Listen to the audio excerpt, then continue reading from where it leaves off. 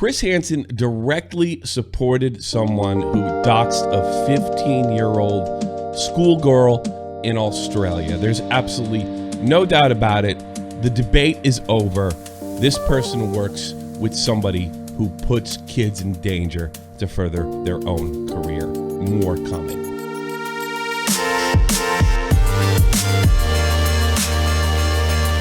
So, Chris Hansen put a kid in danger.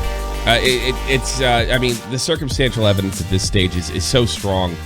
For all, those of you that followed the Onision situation, that I kind of got kicked out of last February because I said there was no investigation. And it turns out I don't know, there's been no arrest, no investigation, just Chris Hansen claiming there was. Well, anyway, as when I was following that, obviously Chris Hansen was a big part of that whole thing. And for those of us who followed this closely, I would say from Repzilla to Nick DiOrio to John Swan, anybody that paid close to it, there was always this name that kept popping up, someone claiming to be a hacker named Anonymous Gene. And on several accounts, Chris Hansen's blue checkmark account would follow this Anonymous Gene. What this guy would do is he would, dox Onision's mom, dad, sister, he would lose his Twitter account and start a new one, and Chris would follow it again.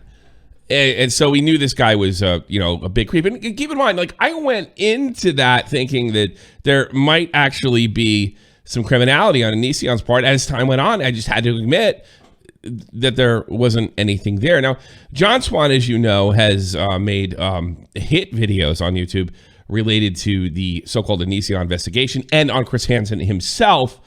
That when I guess I lost track of this somewhere along the way, and this Anonymous Gene apparently started in on John and some of John's friends and colleagues and people that had helped him with videos.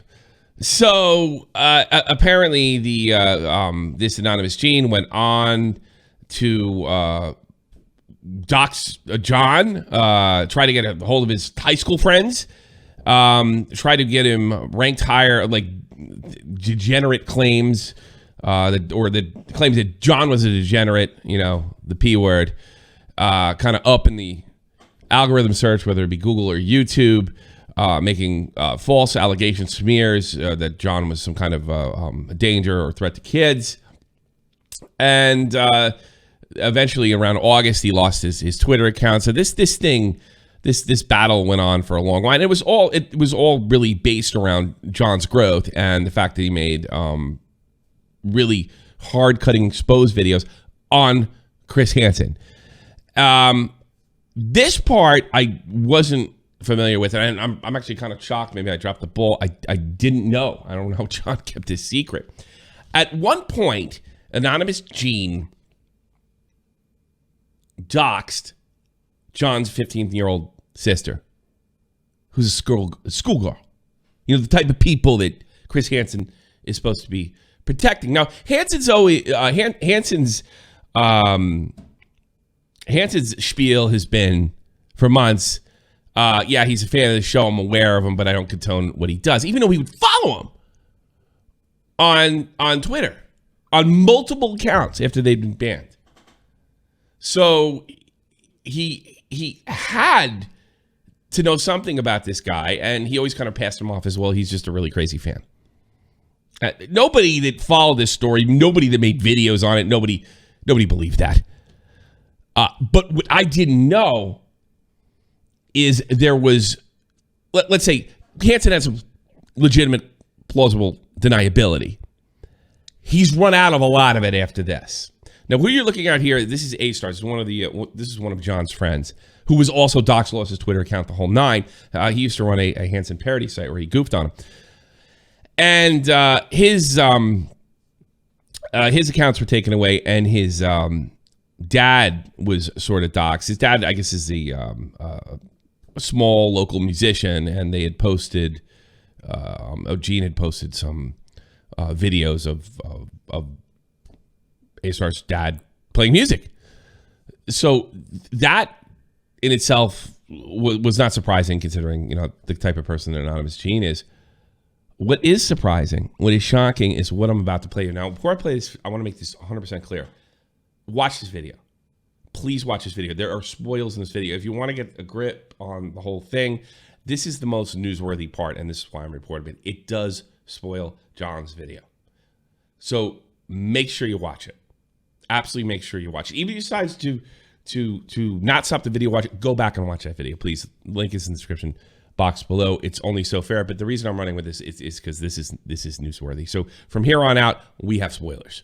So this is really shocking when it comes to Anonymous Gene and A-Star's dad, and the fact that it's beyond it's beyond probability at this point.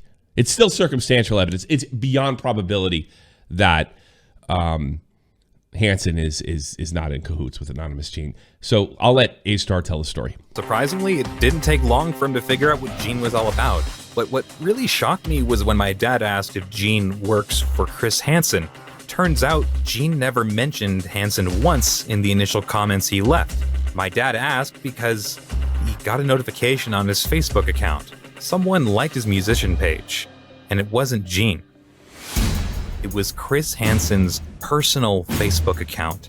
I couldn't believe my ears. There was no way in hell Chris stumbled upon my father's inactive fan page. Someone had to have told Chris who to look up. And if you held any doubt that this was just sheer coincidence, my father hadn't uploaded any new music within roughly a year, let alone paid for any targeted Facebook ads for 60-year-old men on the East Coast. It's also not like I worked with my father. I never promoted his music. I'd been long moved out and focusing on my own online career, which had never featured my father in any shape or form. The link was just simply not there. Unless you had both our full names and location, and given I was just doxed the day before, there wasn't any doubt left in my mind. Chris Hansen was working with Anonymous Gene the entire time. And I look, what he's saying there, if you don't get it, his dad's in a local band. He's 60 years old. He gets together with his buddies. I mean, we all know somebody on Facebook that has a page like that. We're not talking about a big creator. A-Star only has about 1,000 subs. We're not talking about or even a relative of a big creator. What Chris Hansen did was try to intimidate this kid by liking that. I think that's pretty clear. There's just no way that he just stumbled. Oh, I really like these guys and haven't uploaded content in years. It's improbable. This is really strong circumstantial evidence. Is it impossible that Chris Hansen just happened to come across the band, this local band on the East Coast, and say, wow, I really like that. I'm just going to give it a click. Oh, and the guy's son is one of the people that Anonymous has been attacking. By the way, I was actually put on this list. Fortunately, I didn't go down by Anonymous Gene of accounts, spam accounts, phony accounts, or bots that should go down. I'll put that on the screen for you. Luckily, I didn't, but John did. And A-Star did. And other people that were associated with John did. So, I mean, what's going on here? Now, I'm going to leave this part out because, again, I really want you to watch this video. Chris has a connection to somebody at Twitter, a strong connection, somebody he worked with in the past, okay? I'm going to encourage you, if you get the whole picture here, to watch this video. Because I'll be honest, I feel a little guilty, but this needs to come out. I feel a little guilty kind of spoiling John's video. Normally I wouldn't do something like this, but this is newsworthy. This needs to get out. Please like and share. And here's what I'm going to do at the end of this video, because I can't put it any better than John did. I'm going to let John finish this video. What this guy did was support somebody that put John's sister, 15, schoolgirl, not a public figure, in danger. And that is just outrageous. Sorry for the grandstanding, but it's disgusting. I find it especially messed up that the most well-known child predator catcher in the world had nothing to say when Gene was preying on children. And it's all because it's related to me, and I'm a critic. Chris's return to YouTube was never about morals or justice. It was just another stepping stone back into mainstream television. He used us all to pay off his debts. And instead of being the bigger man, explaining himself and condemning Gene, he somehow found the time to scout for interviews from the creator of the Bottometer and a psychologist to discredit all of my criticisms.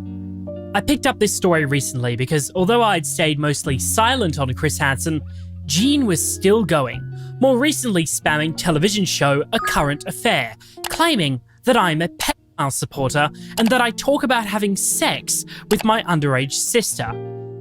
And it just pushed me over the edge.